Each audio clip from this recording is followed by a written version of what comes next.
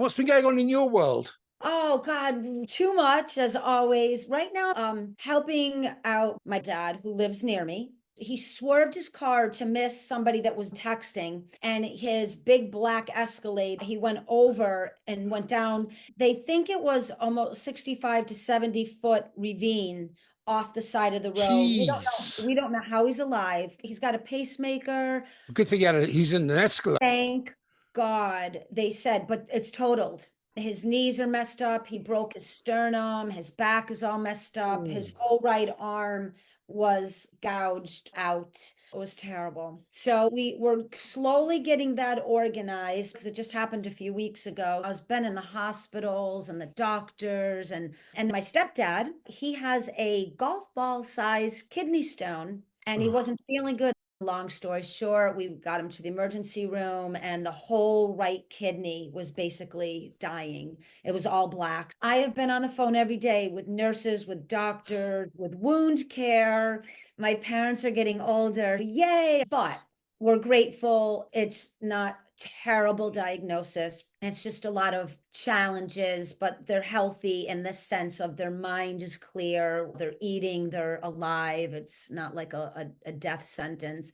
But my husband and I have to fly to Florida now to help with that. In between all of this, creating, podcasting, interviewing, speaking, coaching, and trying to keep life moving, it's been unique, but I've got such a great mindset around it all.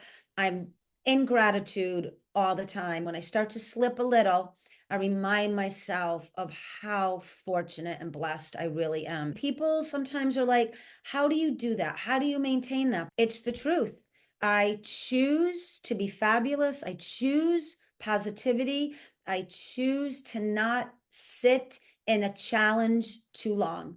I use everything I have to begin to recalibrate the present condition and how may I see it through so that all parties concerned is a little bit at a higher level than how we entered in. I can't be any other way. Things are challenging, but life is amazing. It still is. you bring up a really important point because language is so important in terms of how we speak to ourselves. And your two words, I choose, as distinct from I have to.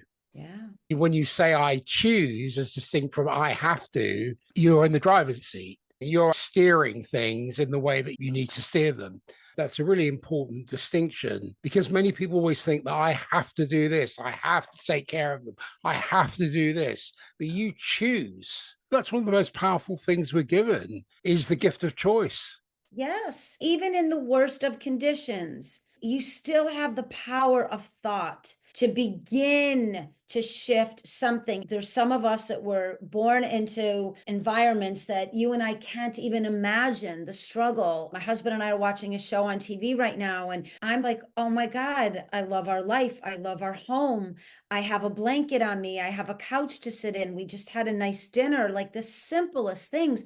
You watch this show and it's a fictional show, but it's based on reality. And you realize how many people just to survive during one 24-hour period is quite remarkable. They do survive some hardships. I just don't take anything for granted. I write about that in The Science of Empowerment, where we can position ourselves into the power seat of choice. To think that you can't is a disservice to your own evolution. You really can. You can choose anything you want. Who are you giving authorization to tell you otherwise? That someone else has that directive on you or over you. In the States, the political environment is magnified. The people that are centered and balanced and have an intellectual understanding, regardless of what side you're on, you can have conversations. You and I were talking about the algorithms and the patterns of society. The average person or the mass population doesn't quite understand how driven we really are. We just get in the passenger seat and go for the ride rather than wanting to drive the experience of our humanness. I do everything I can to plant a seed or ignite something in the listening audience that come on, wake up, wake into what you can create in your life instead of being thrown all about by someone else's thoughts. Absolutely. I'm a student of astrology. The thing with astrology is its roots are based in ancient teachings. It's not a predictive tool, it's looking at patterns. Astrology is a calendar.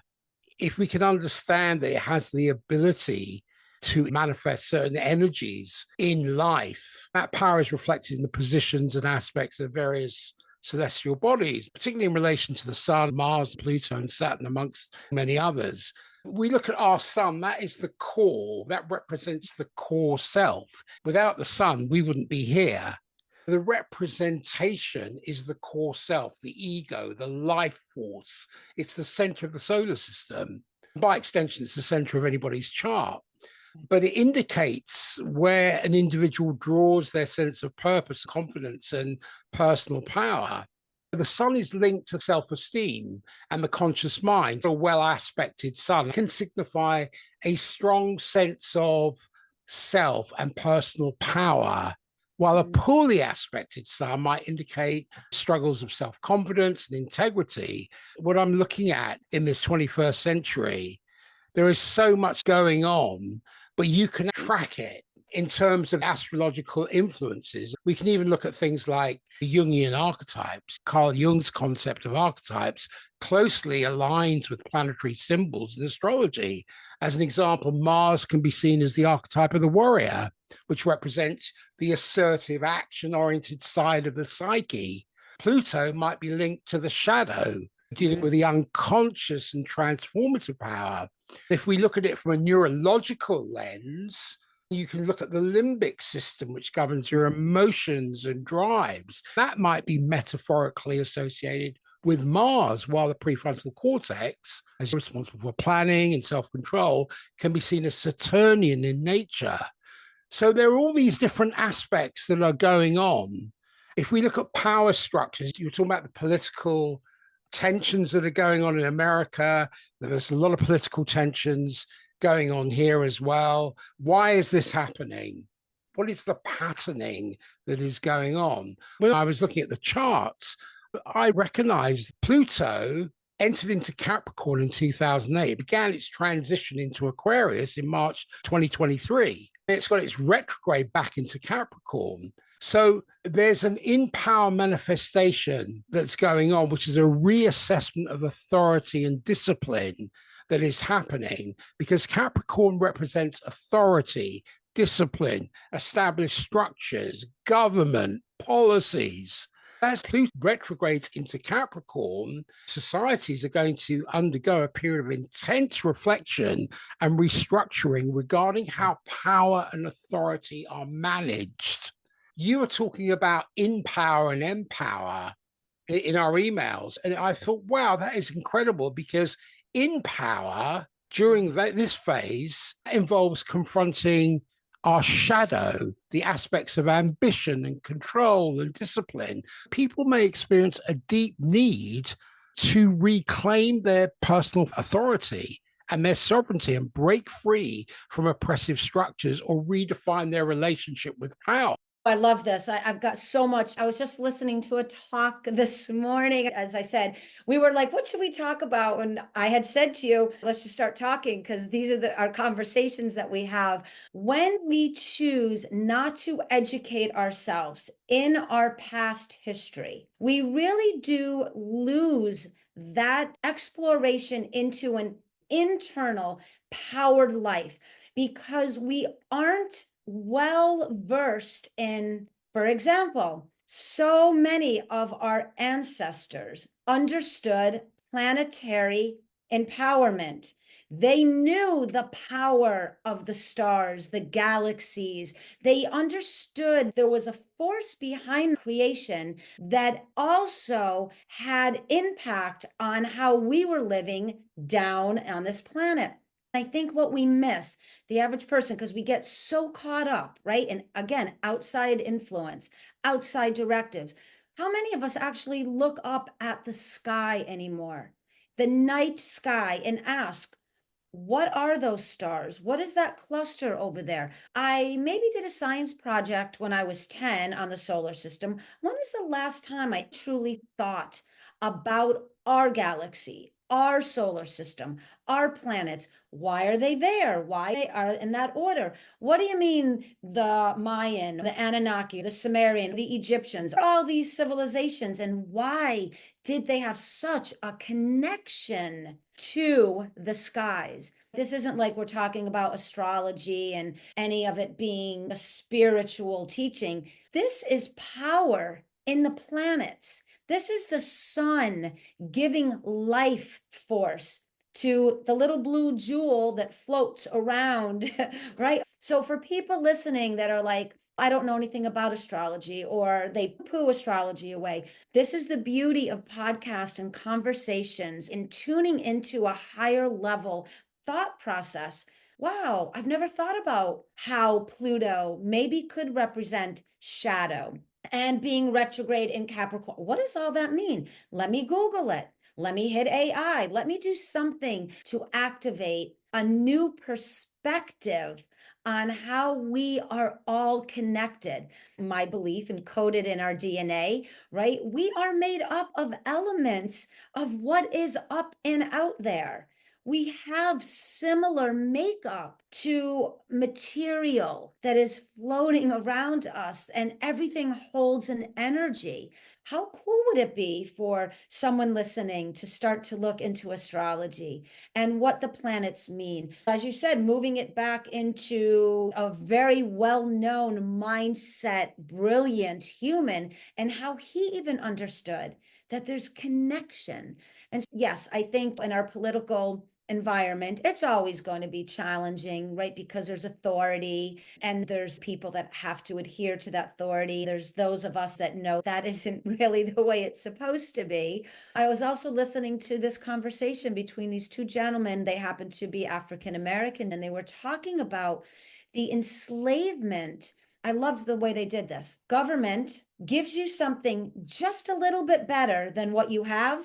You think, whoa, this is cool. You no longer question how to blow the lid off of that level of what they've given you. One of these brilliant humans said there's an experiment where they took a jar and they took fleas and they put the fleas in a jar with the cap on it. They eventually learned to hop up and pop up against the cap.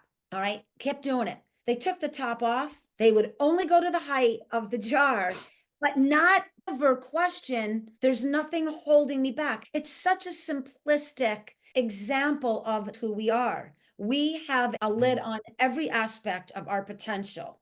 It's the illusion that it is stuck in place. That's the illusion. The astrology, the conscious awareness, the techniques, the coaching, the books, the conversations, those are the mechanisms to remind the human race there is no lid. That's it. There is no lid. And when you get up above the lid and you're hanging on the corner of the jar, fly, fly. I thought it was so unique to see these two gentlemen and the way that they were talking. They were talking about different plantations and different slave owners back in the day that started to gain reputation. They were far and few between, of being more compassionate. I'm using that word very lightly. Slave owners. Then how that started to already bring in that egoic, I'm at this plantation, so I'm in a better position than you. But no one still questioned, if that's possible, why not something beyond it?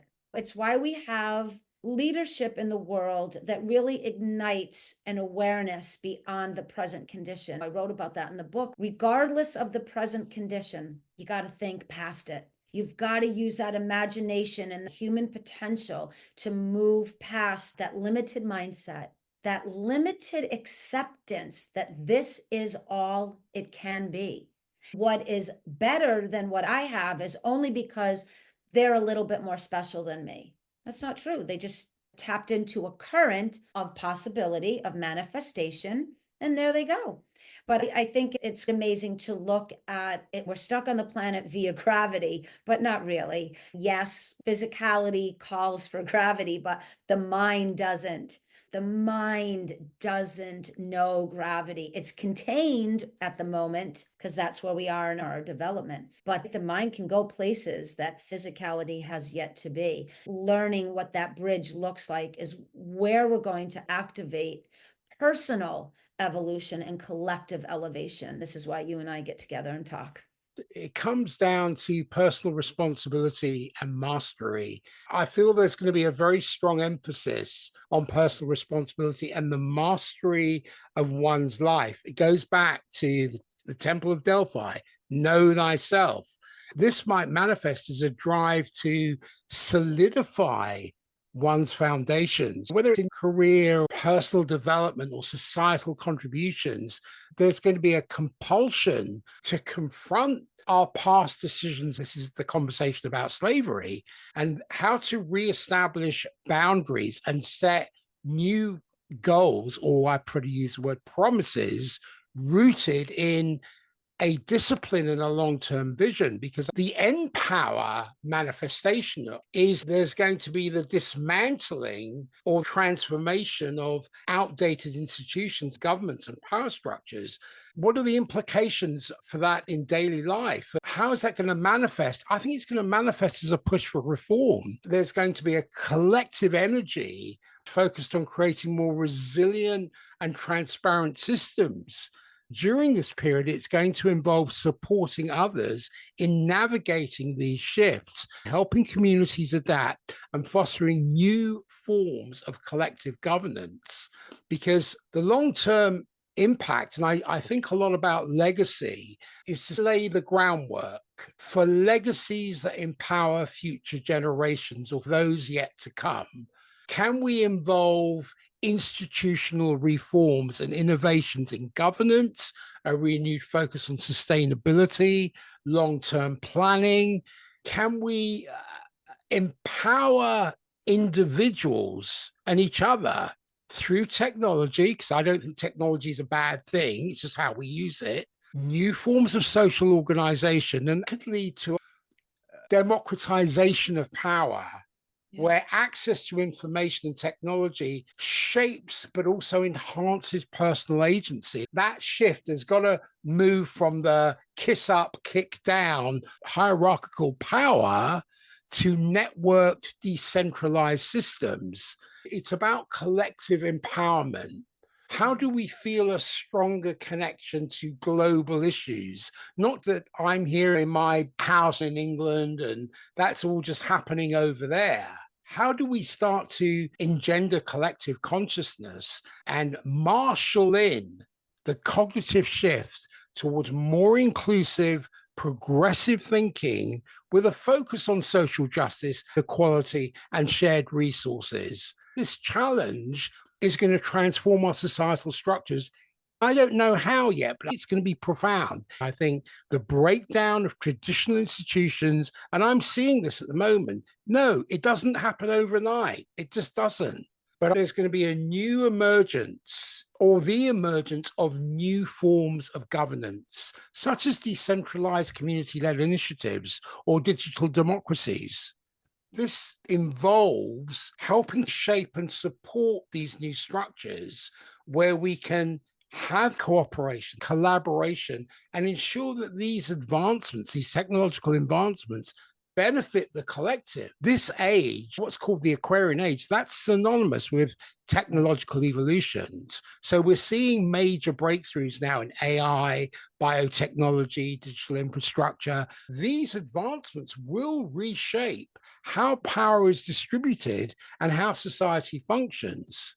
The power to influence and create transformation will increasingly reside with those who harness that technology to innovate and solve global challenges in our cognition in terms of forming collective intelligence, where knowledge and ideas are shared more freely across borders. That will lead to a cognitive shift towards more collaborative network thinking, where problem solving is seen as a communal effort rather than just an individual endeavor. Yeah, I love this. There's so many branches off that tree that you just shared. I believe when people understand that there is negative and positive energies in the world, but truly look at them for what they are. You can look at the Chinese government. They never look at their outcome to serve the present generation. It is a continuum of a very long plan, a game plan, right? An operational plan of how can we be dominating the world power, okay? And some of that comes from thousands of years ago of certain leaders and ideas that leadership has. So that's what maybe we would have a judgment against. That's negative, to be a dominating force in the world. Their leadership knows this isn't for me. It is for generations to come to hold that power. You can take anyone else and look at the opportunity to say, why can't we use that template, but for good? You and I no longer think, how is this serving me? You have to get rid of that mindset. Of course, we want to be happy and fulfilled and experience luxuries and beauty in life. But when we're thinking about a society as whole, and this is now a global, it isn't my country versus your country. We are all deeply connected. The ripple effects are felt no matter where you are in the world. There's a way to innovate or foster forward thinking so that, yeah, it's not just about you or just about me. What can I get out of this? It's about how can you and I embrace neutrality so that we both experience something lovely, something soothing, something peaceful, something calming. And we actually ripple that template out to others. I think this is why our governmental systems are falling apart. And this magnified division is at that high level for that reason. People are starting to see the corruption that are in, but that's the play that was written. Those are the players in the play, but it's all here for us. How am I individually going to choose to look at that scenario or look at that environment and do what is correct, not just for myself, but for my fellow man and woman? And I think that's what we're losing, but we're also gaining insight into this is pretty bad what's happening. Listen, with Israel, Palestine, we have a war that is going on for thousands of years, sitting in America or the UK. Who are we to say how to feel about that? We don't have grandparents and great grandparents on either side. We don't have the story and the traditions and the value and the beliefs of what they actually had. So why are we missing this beautiful opportunity to listen to what both sides are saying? And instead of using all that energy, all that money into the fighting, into the killing, into the destruction, flip the energy around and let's look at solutions. It makes me think about, and this is a very small example. I was talking to one of the sergeants of our local police force, and he and his team are reading The Science of Empowerment to understand higher level mindset. So they have extra knowledge under their protective gear. One of them was telling me that right here in my neighborhood, there is a lawsuit over 2 inches of a fence that was put 2 inches over on one side. They thought they measured it correctly. We were talking just about this. Now, this is a fence, 2 inches. So now you begin to understand the passion and maybe the anger of land, of boundaries, of religious beliefs. It's very complicated, but it's because we place our judgment against it that creates that pattern of complication. Rather than if we were allowed to go in, can you imagine if you were allowed to speak to the leaders on both sides and say, Pluto happens to be in its shadow position right now, it would be such a different conversation where someone could say, I never thought about that. Maybe we are being influenced by energy in the system of humanity, planetary energies. Like maybe there's a reason why Connecticut here in the USA just got loaded with hail the other day out of nowhere. We've had the worst rain in 1,000 years in our little area here. Montana has wildfires, 450,000 acres out of nowhere just burned. The aerial view, you would just cry. It's heartbreaking. When are people going to understand that the energetic structure that we are holding within is what is being manifested? Even if you're not all into that, just look at our planet. Cannot sustain the anger, the judgment, the division that is happening. I'm not saying that we're all supposed to tomorrow wake up, get along beautifully, and dissolve every issue that we have. But what if we understood that built within our mind-brain matrix, coded within the DNA of humanity, is the ability at your willingness to stop the patterns that are destroying us. And even if we don't have an answer, that's okay. Just stop what we know is not working. Catch a collective breath. And now let's start putting that ability, those, as you said, the concepts, the conversations, theory, all of it. Let's start having fun and playing around with it and getting creative and really collaborate on what is possible. So I think as I talk to leadership around the globe, various conversations, you can feel there's a frustration because we know there are options. There are opportunities to explore different ways of being. Why aren't we all tapping into that knowing and course correcting? But to support what you just said, it is happening and it feels like a very slow roll for those of us that do get on the precipice of forward thinking knowledge, where we go out and we grab information that isn't so mainstream.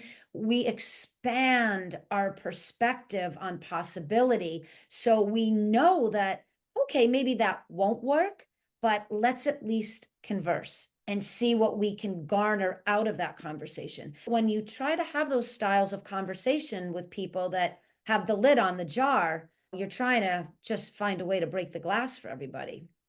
Trying to stop old men sending young men to kill other young men that other old men have sent in to kill other young men on opposing sides.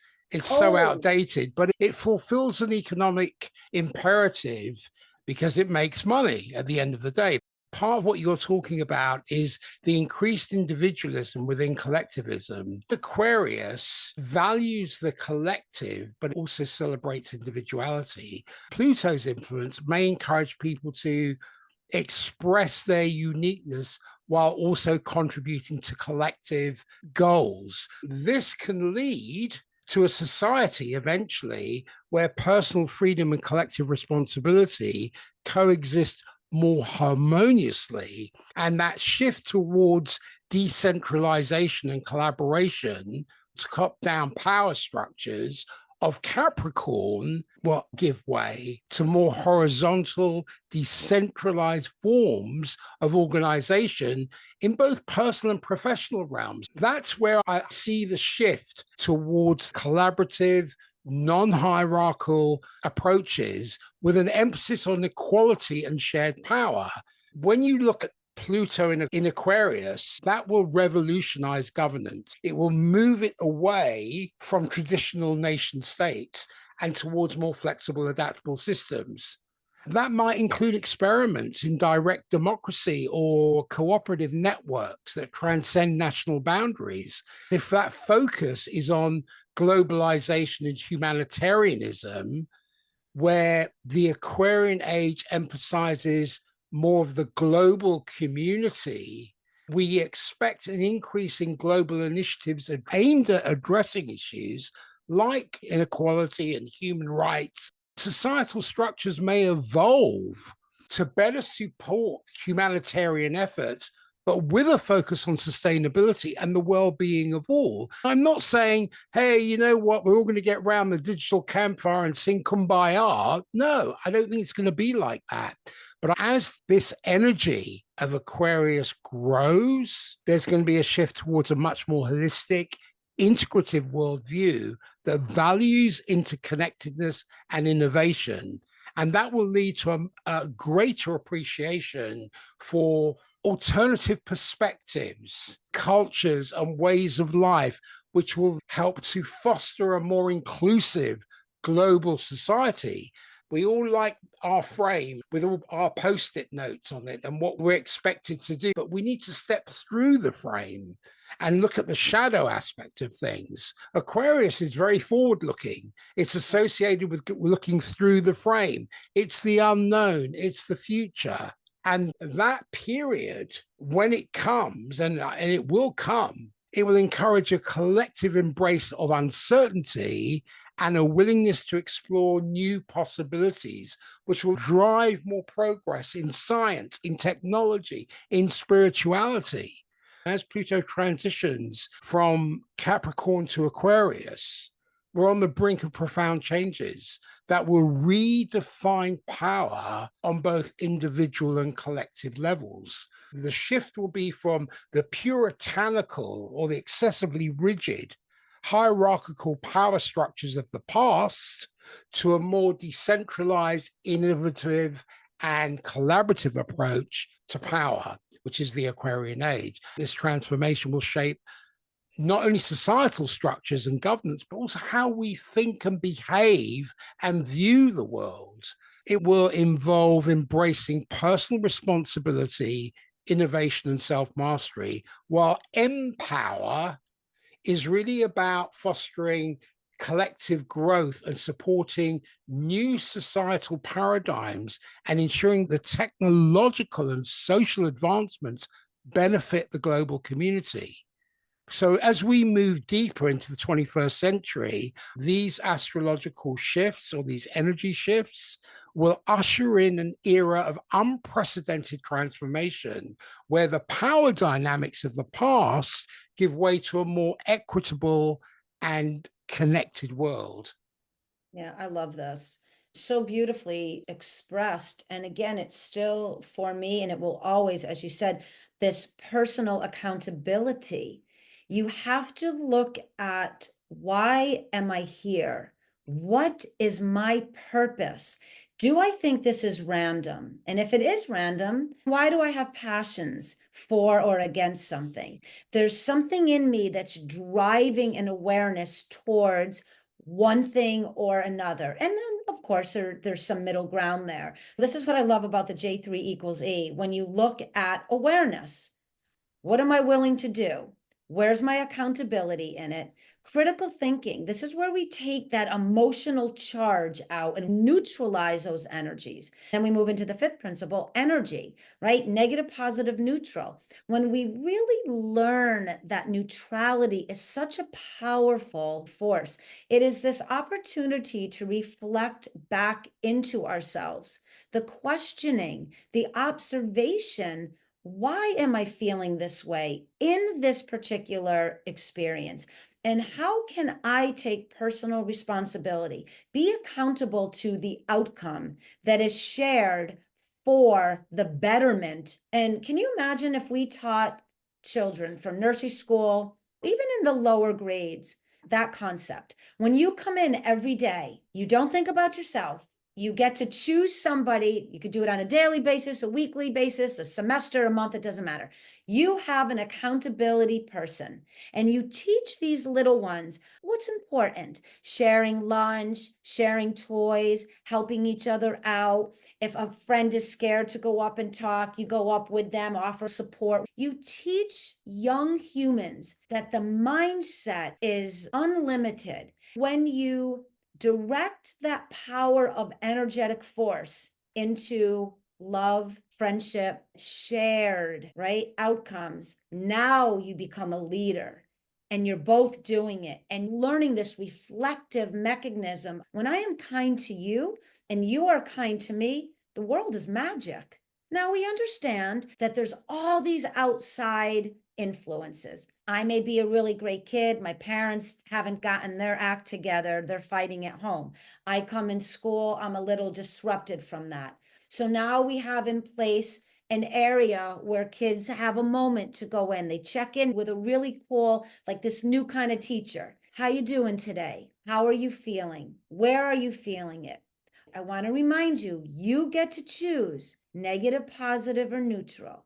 How would you like to show up for your accountability buddy today? Even though I am acknowledging and I'm recognizing that later on, maybe there's an after school program where special teachers, right? Teachers, wisdom keepers, guides. You could just imagine where this would go. If from when we were little, we were able to acknowledge that my parents maybe didn't have the mastery, skill, or opportunity to even begin to heal outdated patterns, the way that they thought, the abuses that they went through, the society they grew up in. But something's really changed. I have that ability now. Even though there might be some issues at home, I have a place that I can go to know that doesn't have to have directive over me. I am my captain of the ship. I have authorization, even if I'm only 5 or 6 years old. For any of you out there listening that you don't think this can be true, in our neuromuscular training facility that my brother owns, when our 6, 7, 8, 9, and 10-year-olds come in, my brother's a former USA gymnastics coach. He still coaches. He works with a lot of Olympian athletes on the side. I am a neuromuscular trainer there as well. We work mindset with 6 all the way up. My oldest client is 72 and changing his life. It can be done when you start to implement new thought processes, when you start to see the mind, body, spiritual connection with opportunity to think different and show up differently for yourself. That begins to empower that individual, and they naturally want to empower people around them. And we do see it. We actually experience this.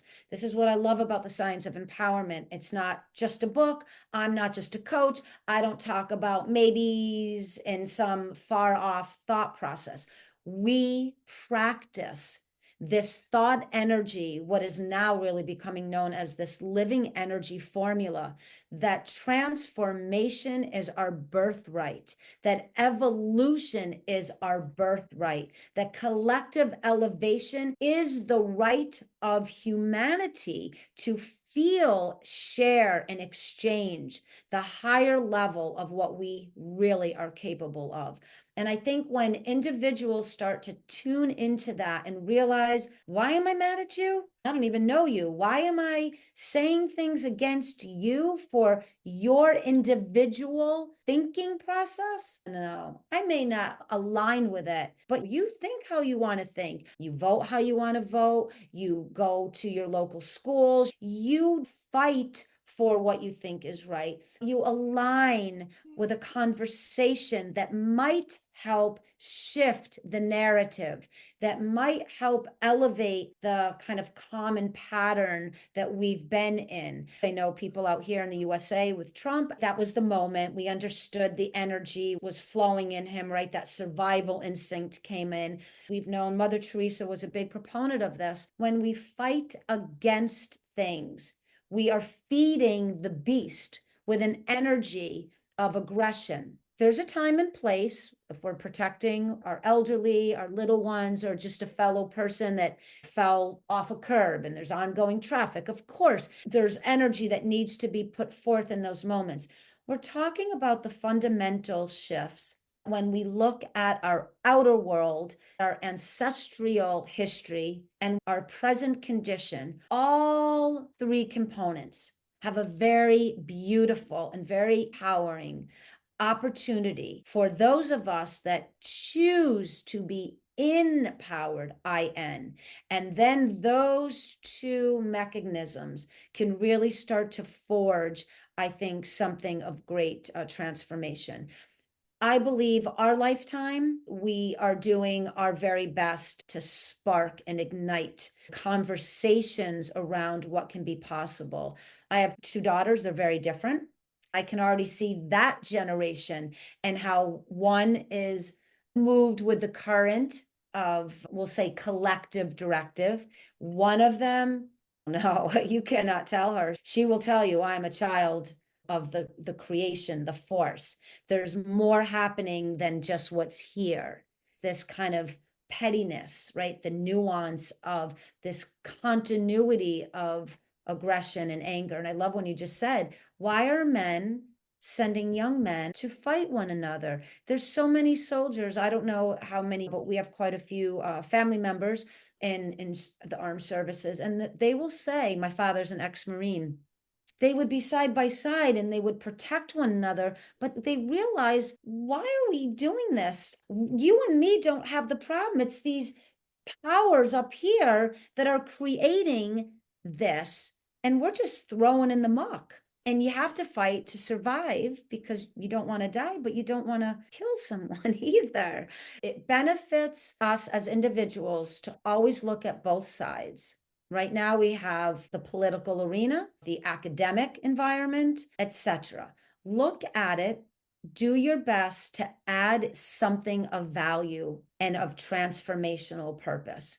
If you're following the status quo, if you're joining a specific group for or against something, take a step back and ask yourself, if I were able to tap into a higher level of intellectualized thinking, if I were able to connect to the forces that created the solar system, we'll just look at that. If I were able to talk to a shaman or an Indian chief or a leader of a tribe that built the pyramids or the Mayan temples or understood how to create right potions of healing from Mother Earth, however you want to look at it, if I could just tune into that level of knowledge for a moment, how would I conduct myself right here and right now? It would be nothing like what we see and nothing like what we do. We would understand that there is a power greater than the present condition that was put into play to make us not align with one another, where it's really the opposite. If we can all just look behind the veil of the illusion of power, maybe going in and aligning with the shadow work inside, so I can merge into more of a light. These words, everybody has their own vernacular, positive, negative, light, dark. Whatever fits your perception of intelligence and how you can tune into it so that you have the opportunity to make things a bit better than they are right now. I think that's what we can ask of the listening audience. Two things I'd like to say. Do you hand somebody a manual or the remote? People get triggered into reactivity based on a historical mechanism because they haven't faced their shadow. They haven't managed to face the difficulties in facing their shadow, and they don't have the resources. What happens is, this is Joe Dispenza's work, about 95% of the subconscious is your conditioning, your response to things. Well, that's remote. That's handing somebody a remote control. The science of empowerment is saying, look, here's a manual. You don't need to be on remote. You can choose to be in the driver's seat. You can either be on remote or you can be on manual. And that means you are in choice. The other thing I was looking at, and this was triggered by your email about INpower, because I tend to look at things through a biopsychosocial spiritual dimension. The relationship between INpower and empower can be understood through many different models: stoicism, existentialism, psychology. There are lots of different ways we can look at it. If you look at the biological dimension, our reward system, which involves neurotransmitters like dopamine, they play a crucial role in feelings of empowerment. When an individual successfully exerts INpower, when they receive support and encouragement, empower, positive reinforcement occurs. So it enhances motivation and self-confidence. If we look at the INpower that's associated with something like stress levels, if you've got a strong sense of control, you tend to manage stress a lot more effectively. INpower.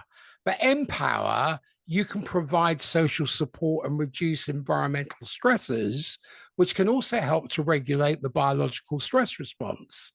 If we look at it as psychological dimension, the cognitive processes in terms of how we think, and we know how we think can affect how we feel, cognition and emotion, INpower involves the belief in one's ability to manage life's challenges, while empower involves external reinforcement that strengthens or may strengthen those beliefs.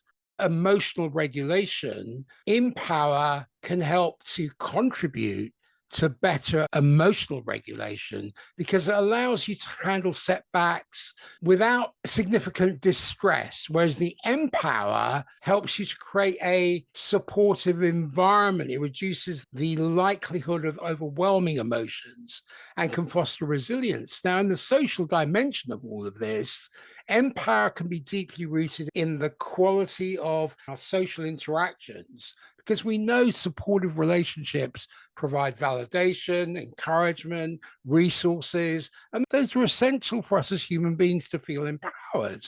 In terms of our power, that affects how we engage with others, which can lead to more positive and assertive social interactions. There's a spiritual dimension. I was thinking about meaning and purpose and thinking, well, how does this provide a sense of meaning, purpose, and connection to something greater than me? How can I enhance both INpower through personal alignment with spiritual values and empower through the communal support and shared beliefs found in spiritual communities? This led me to transcendence, where we can feel empowered beyond our immediate physical or social circumstances. This can reinforce the INpower by providing a much deeper sense of inner strength, whilst the Empower can connect us to a supportive higher purpose. There's an interrelationship between the two and the dynamic interaction. They're not isolated, but interact dynamically because a strong sense of INpower can lead one to seek out opportunities for empower. Experiences of empower can enhance INpower by building confidence and competence. So there's a reciprocal influence here where, as an example, if someone feels, let's say, empowered in a social or work context, they may develop greater self-efficacy and autonomy. In the work context, that's empower, and the self-efficacy and autonomy is INpower. Conversely, someone with a strong internal sense of control and self-belief, INpower, may be more effective in empowering others. So I see there's a lot of practical strategies for enhancing these things, whether it's self-reflection, cognitive restructuring, seeking support and education, true education, not curriculum, but true education and skill building, and how we become an advocate for others. Understanding the relationship between these two things through this biopsychosocial spiritual lens allows for a much more comprehensive approach. When we integrate internal control and external support, we can foster a balanced and empowered life. And by enhancing these aspects, the significance of that and where it can lead and what it can connect to is improved mental health, stronger relationships, a deeper sense of purpose and fulfillment. Yes, I just loved how you think and express this, what I feel is just an intelligence born from the stars. I found that when I began speaking and being interviewed and talking about the book, I would get this very consistent, how are you always be empowered? I kept thinking, what is it? I started to really tune in. It's because I am empowered inside. My connection to God, my connection to the universe, my connection to potential, my connection to possibility, my mind, my spirit, my consciousness, however I work, all that internal language, I show up because my battery is charged internally because I connect externally to that universal current of knowledge, of information, of insight, of wisdom. I'm a student. I'm always saturating myself with, I don't know anything. Every opportunity is an opportunity to know something new. I started to differentiate those two words meant for me. They are like Siamese twins. They are of the same root, but they have this beautiful branching off. They're never disconnected. This is what we fundamentally are reflecting and mirroring in the world. At the root is a core belief And it may be my God and how I look at my God or your God, but most of us believe in an omnipresence. Most of us believe in a higher power and a higher purpose. Most of us want to feel loved and to express love. Most of us want to create a family of sorts, whatever that may look like.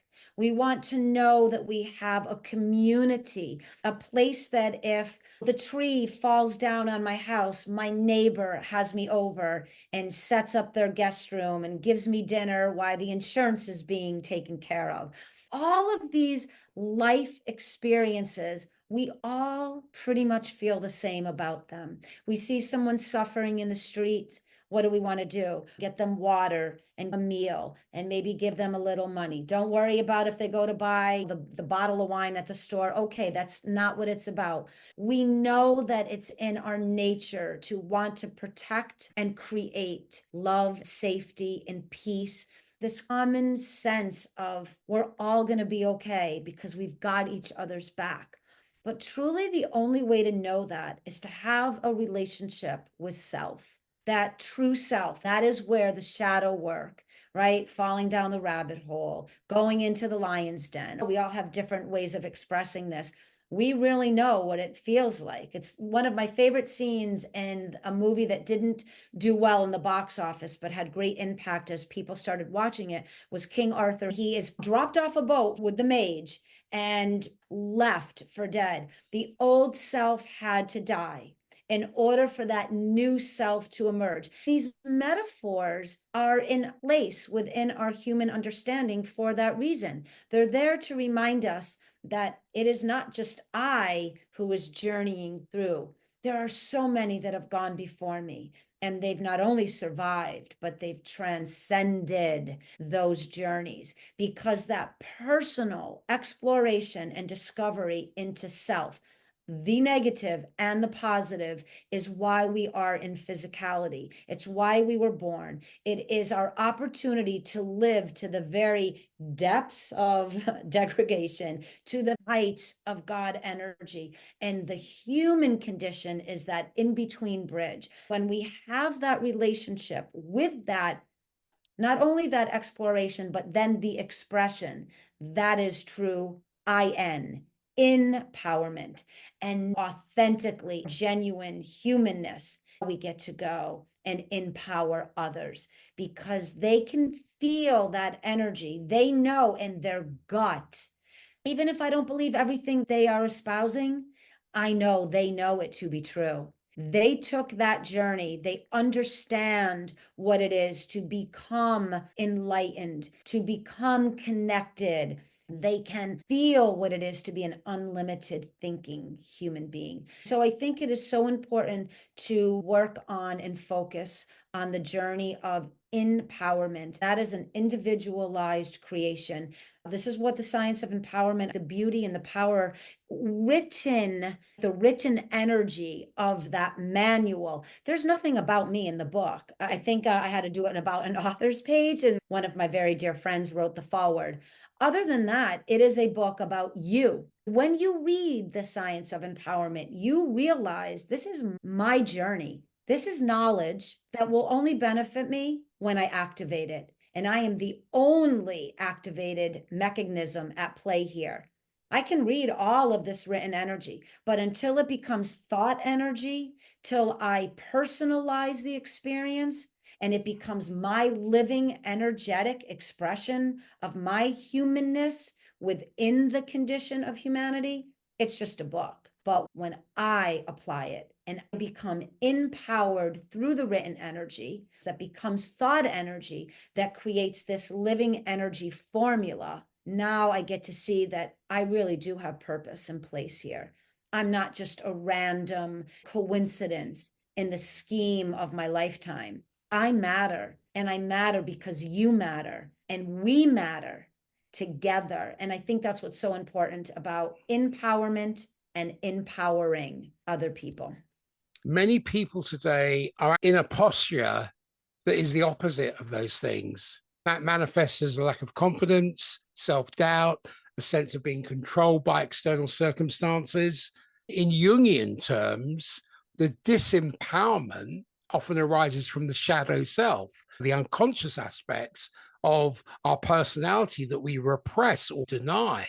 There are psychological implications for this because that can result in feelings of helplessness and victimhood, a diminished sense of agency. It can cause people to feel stuck. They're unable to make decisions. They're unable to take actions in their lives. They're anxious. They're depressed. They have a general sense of malaise. And that shadow self represents those parts of ourselves that we don't want to acknowledge because they're socially undesirable or conflict with our conscious self-image. When these aspects are repressed, they lead to self-sabotage and projection, or seeing in others what we refuse to see in ourselves. There's a lot of it that goes on, and a fragmented sense of identity.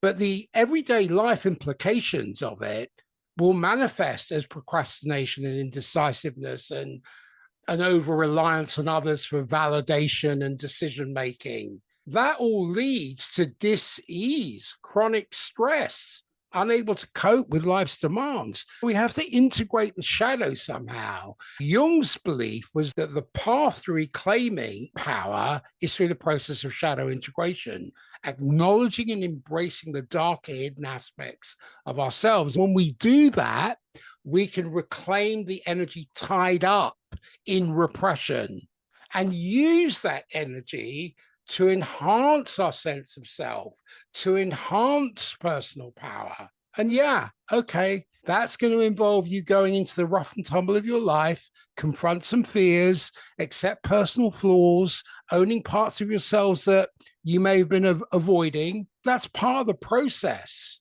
And there's a beauty to that that somehow we've missed. What we've become, what's been seeded in us, right? Oppressed, all of it. I tell my girls this all the time. I tell my clients this all the time. Right on the other side of it, meaning the work, that internal work, that's where the power and the magic and the beauty or the peace or the calm or the lack of addiction or the release of, and fill in all of that. We've tricked ourselves into thinking that it's more readily available to apply negative energy to keep us in a state of stagnation than it is to put the energy into unlocking the key, letting the monster out. Like you said, rough and tumble with them, grab the bull by the horns. We've got that power, wrestle him down, make peace with it, whatever it may be. Going through that internal hardship is what gives you an empowered sense of self. Without it, we live in delusion and illusion. By thinking, I've put it over here, I don't think it, I don't feel it, or I'm an alcoholic, I'm a drug addict, I'm addicted to porn, I'm going to stay into poverty, I'm not going to exercise my brilliance, my own greatness, I'm a victim, I'm just going to settle, all of that. Right over there is everything in its opposition that would dissolve all of that. And then all that energy is freed up. No one is saying it's an easy journey. No one is saying it's a welcoming journey. But when you go through it and you come out of it, you understand that I went through that so that I have the ability to genuinely connect with another human being and be in support because I've gone through something similar. We all have our shadow self. It wasn't built to cover it up, bury it, drown it with alcohol, numb it with drugs, blame someone else, hold someone else responsible for it. I write about this in the book. When we spend all of this time in that shame, blame, and guilt, and you make me feel this way, you are why I am, we give away our autonomy of self-accountability. And inside that structure of self-accountability is where the brilliance and genius of your individuality is held captive. It is a delusion to think that if you forego self-responsibility, this is the honorable way to go through the human condition. It's quite the opposite. It's when you go through it, and I have a book that I'm working on now. It's called Be the Monster. There's an acronym there that my brother and I talk about in our training facility. Really, let it go. It's not as big and as bad as you think it is. Maybe it is. Do you doubt that you have what it takes to manage the process of that shadow self? If you don't feel equipped, that is why we have coaches, therapists, healers, wisdom, insight, education, tools, skills, techniques, books, and podcasts. There's an entire world out there that is awaiting you, asking for help. Don't stay in the dark any longer. Allow yourself to journey through the hardship of what it is to be a self-reliant human being, and come on out, dust yourself off, shine that brightness, and start being in service for the collective elevation. We all need each other to really learn what it is to at least be journeying to our highest and best self and not hiding in its opposition. I think the adjacency rather than the opposite of INpower is empower. But the opposite of that is disconnection, because it involves a lack of empathy, isolation, and an inability to connect with or positively influence one's faculty.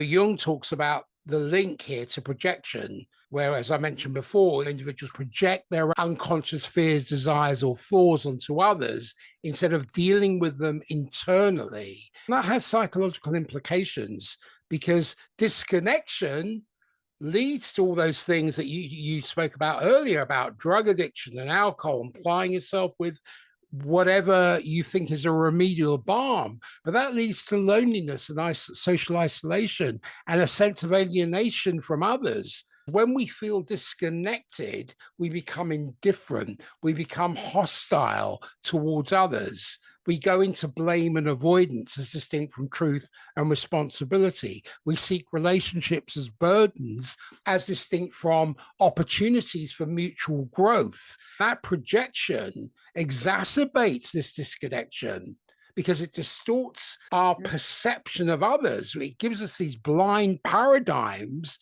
Instead of seeing people as they are, we project our unresolved inner conflicts onto others. And we can see this on an individual basis, on a national basis, on a global basis. What does it lead to? Misunderstandings, conflict, further isolation. So the everyday implications for this in daily life will manifest as difficulties in maintaining relationships, a lack of trust, because operating below the line, it's about suspicion and antagonism. Whereas if you're operating above the line, it's about openness and trust and willingness. If you're operating below the line, you feel misunderstood, you feel undervalued, it leads to resentment, it leads to withdrawal.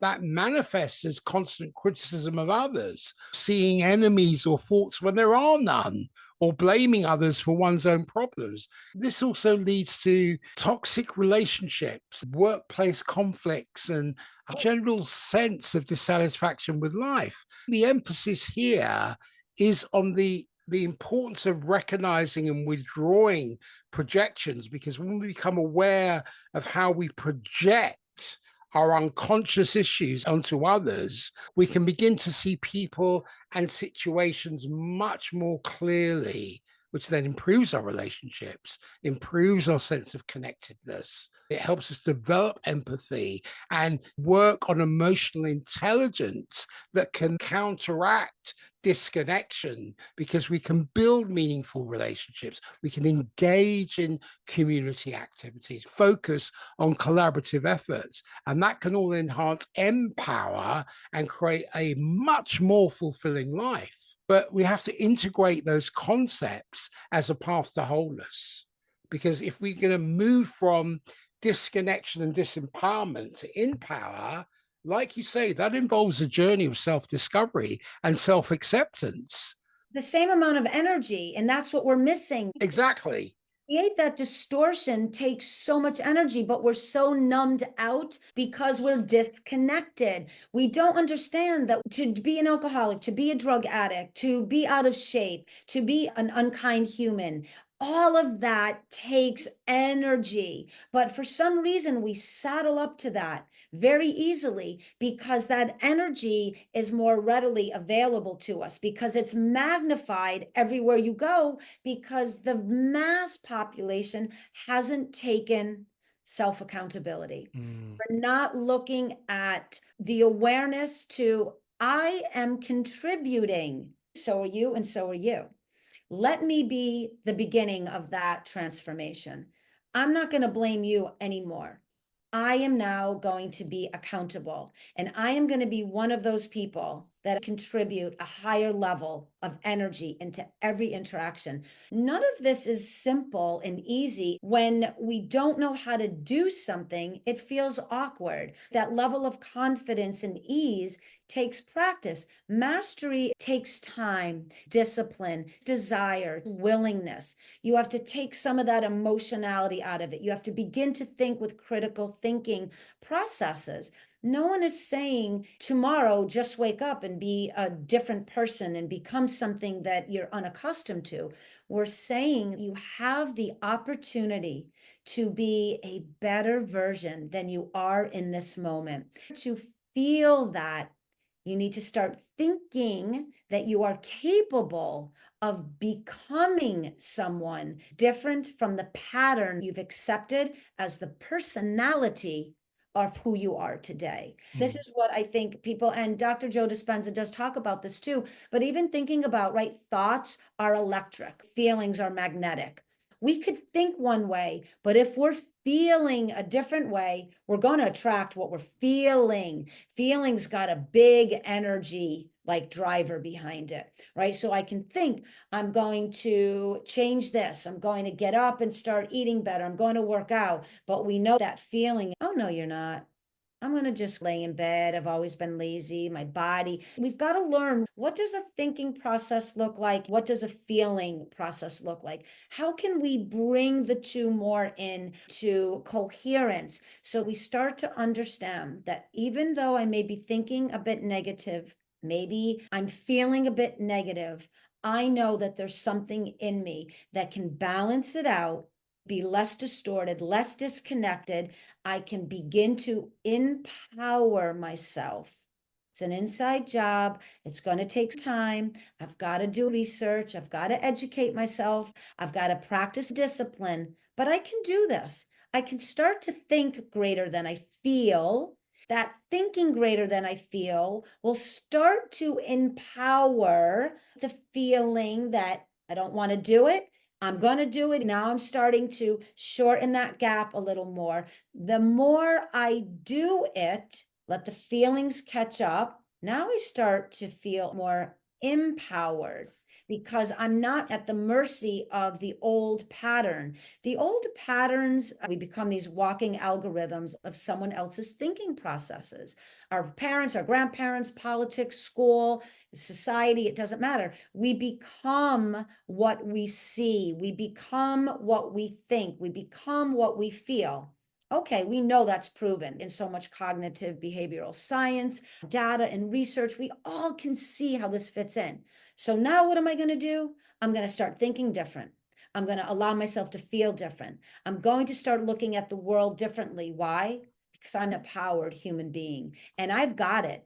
I just don't know quite what it looks like. I don't know really how to do it, but I'm going to start. And how do you start? Listen to a podcast, read a book, hire a coach, go to your local library. Just choose to be kinder. If you wake up and you're in a little pissy mood, say, okay, it's okay. But I'm going to choose today to be less pissy when I first woke up. Even though it's going to be challenging, I'm going to drive my car slower. I'm going to be kinder to the girl at the cash register. When my partner comes home, I'm going to think about them before I load off my patterned thought process on them. I'm going to start to be an accountable human being within the human condition. I'm actually adding value and purpose and impact at a higher level than just becoming a victim of my circumstances and outdated ways of thinking. It's challenging, but it is never impossible. And it's so much more fun when you place the energy into a more neutral to positive experience and start to experience real positive results This begins that beautiful relationship to being an empowered individual so you can live an empowered life. Beautiful. You just characterize what your book's about. Those are the paths from disempowerment to INpower and to empower, because when we move from disempowerment to INpower, yes, that involves a journey of self-discovery and self-acceptance. It's not always easy. You have to be able to navigate that with a coach or a therapist, as you've alluded to. But yes, you do need self-reflection. You do need regular introspection to understand the root causes. You need shadow work to integrate the shadow. That could be therapy, journaling, or creative expression. Building resilience and developing constructive habits that strengthen self-efficacy, such as setting small, achievable goals, will provide steps into a bigger world, and celebrating those personal achievements.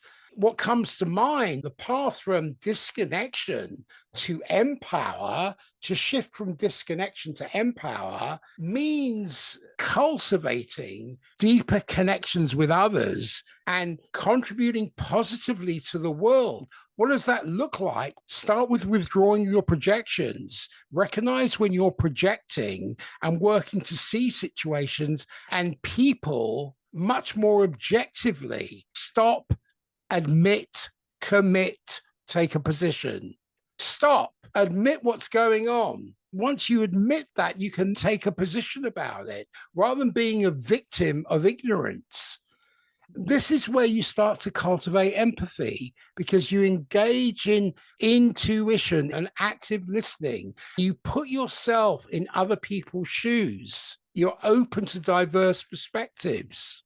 And not to release the assumptions, right? We always are assuming you look this way, you talk this way, you drive that car, you do that for a job, whatever it is. When I look at getting a deeper penetration and a purchase on Empower through a psychological lens, it reveals the importance of balance and integration. We know disempowerment and disconnection leads to a fragmented, unfulfilled life.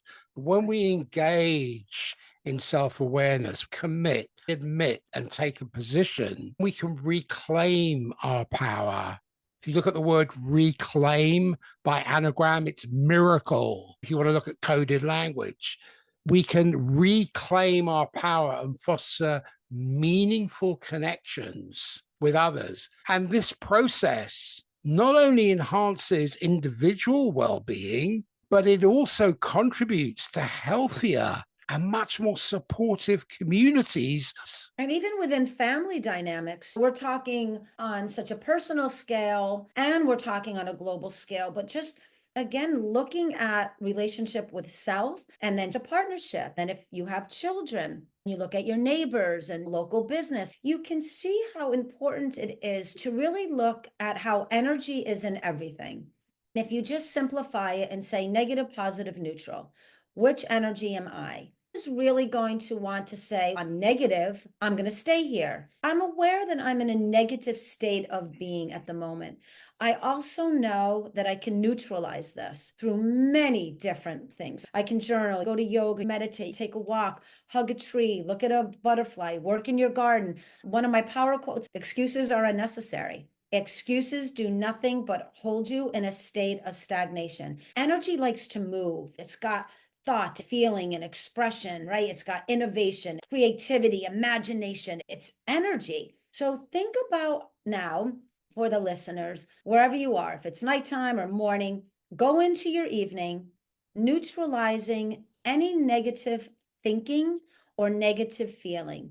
Use your empowered ability to neutralize something that's been causing you delusion, distortion, or disconnection. No one is saying if you're battling with something that there's an expectation to immediately transcend that. Please always get proper help and guidance, reach out. But let's just leave it at a more simplistic scale that there's just a little something that's been rubbing you the wrong way. Rather than look outside yourself for that change, how can you look at it through the lens of awareness? And what are you willing to do about it? You, not the other person. We all know what it feels like to say, if they changed, I'd be fine. If they talked differently, if they did something differently, I'd be good too. That's never going to work. So let's really start to look at your awareness around something that's been a bit on the negative end. What are you willing to do about it? This really begins the journey of empowerment. Where am I accountable to it? What have I been adding into the mix on a consistent basis that has been causing this disruption or this distortion to the better outcome of what could be, rather than keeping it where it's always been?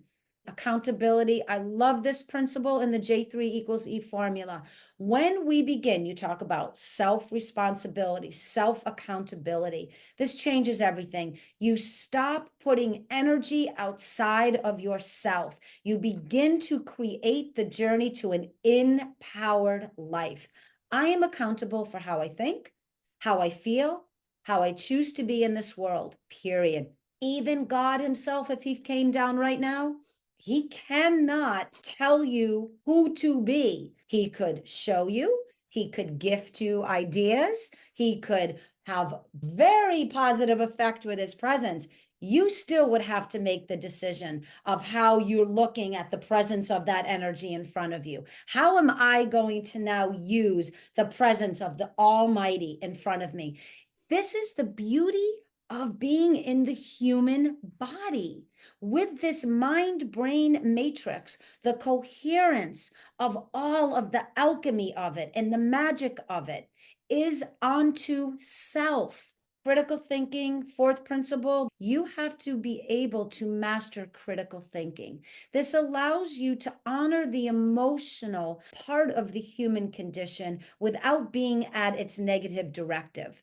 We become emotional creatures based on past experiences that have now formed the present personality that doesn't really serve the highest and best of who we can become. Now we go into the fifth principle, energy.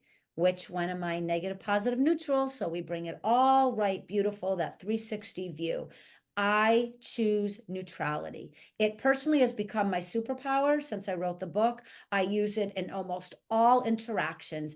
Go into everything with neutral. Now I get to be excited about what can I learn? What can I gain? What wisdom can I acquire in this interaction? I'm not going in with anything negative, blaming you, assuming, projecting. I'm neutral. It's all good. I'm open to everything. Now I have such an easy springboard into a positive outcome. You start practicing this every single day, even for a few minutes here and there. You want to continue to empower your own existence because you realize I do have purpose and I want it to be something worthwhile.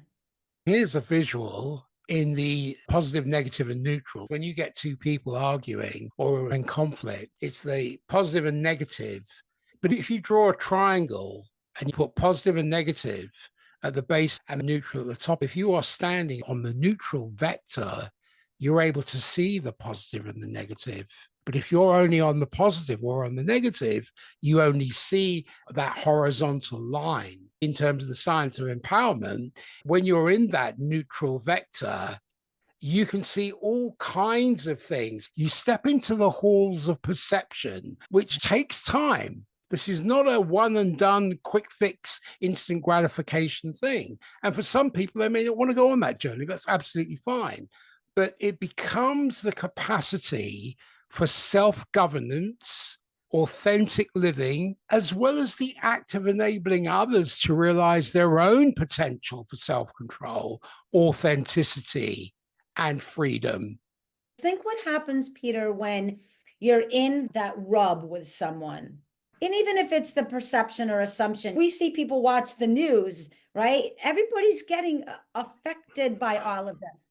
Now think when you go, and I love that, the triangle. Now you think neutral, no judgment, no assumption, right? No pre-programmed perception, neutral energy. godlike energy, universal like energy. It is what it is. How I choose to see it, how I choose to feel about it is the directive of how I'm going to experience it. Why wouldn't we choose to experience it at a higher level? And when we interact with one another, that when we release and let go, that other person is left holding the pattern. And then that's when you can see how deep they've neglected the shadow work, because that pattern gets exacerbated. And you just chill, relax, and say, it's okay. That's what you need to do today. I'm good. I'm neutral.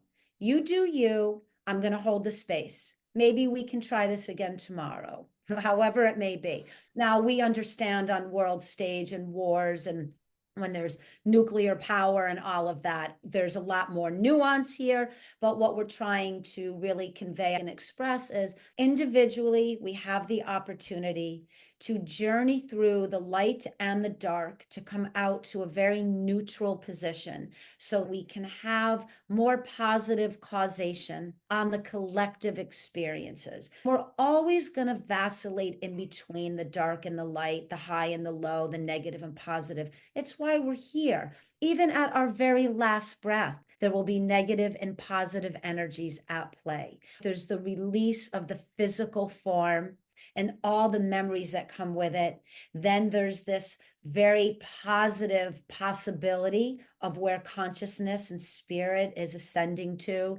There's always the contrast, always. But I look at contrast rather than duality. For me, contrast is a mechanism of transcendence, of transformation, of INpower and INpower, right? If we look at duality, it already places into the energy field conflict. So I think that, again, the beauty of conversations like these to be shared to our global family is to ignite new ways of thinking about yourself, new ways of looking at your dynamics with the people that you're closest to, and expanding that out into the work environment with our clientele. When we're just out in society, when you're at a restaurant and how you treat the waitress, when you see a girl working as a hostess at 17, be a little kinder, stay a little calmer, exercise your personal brilliance and your greatness. If you don't know what that looks like, what a beautiful opportunity to start to go into that journey and look at the shadow self, look at the darkness and welcome it and own it and befriend it, is really that breath and that lightness that comes with it. Now you start to build that alchemy or that coherence of, yeah, I got a little bit of the naughty, I've got a little bit of the nice, and I'm going to neutralize both so that the betterment shows up rather than the distortion in all interactions. I'm always going to say this: have fun with the journey, have fun with the exploration, get excited about the discovery of how you can become an empowered individual and how you can empower everyone around you. Just start small. Little tiny steps. Read a book, listen to a podcast, talk with a friend. I'm starting to work with some of my clientele now. I've been venturing off into group coaching, which is so much sheer joy in this, because you get to have accountability partnerships developing and they get to practice. Maybe if you don't feel as safe with your partner, or maybe your kids can't quite get up to that level, but now you've got a buddy or a partnership where you can exercise what does empowerment look like when I'm here. And then when I get into my group coaching, I get to really start to express what an empowered human feels like. There's no judgment. We're just sharing, and we know that it may not land perfectly with the other person, but they are so receptive to giving you the space to practice what it would feel like. When you talked about that self-confidence, that assurance, and that built-in resilience, it takes time, sometimes an entire lifetime, to build those skills and techniques. But this is what I love talking with you in these incredible conversations that we create together. Everything is possible. You just have to make the decision to choose what your possible looks like. Beautiful. I've really enjoyed the offering and the contribution of deeper insights into the concepts of INpower and Empower through different lenses. The emphasis here is on individual freedom and authenticity and the responsibility that comes with creating one's own meaning. The INpower is about embracing one's freedom, whilst Empower is about fostering that same freedom in others.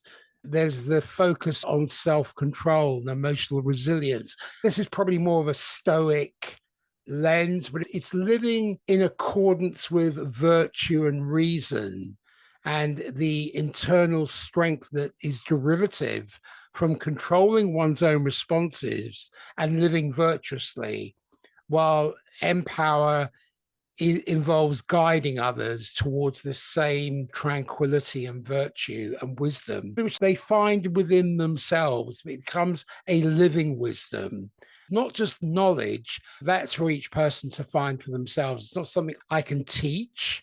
I can just be a shower of the way. The book, it's filled with written energy and opportunity.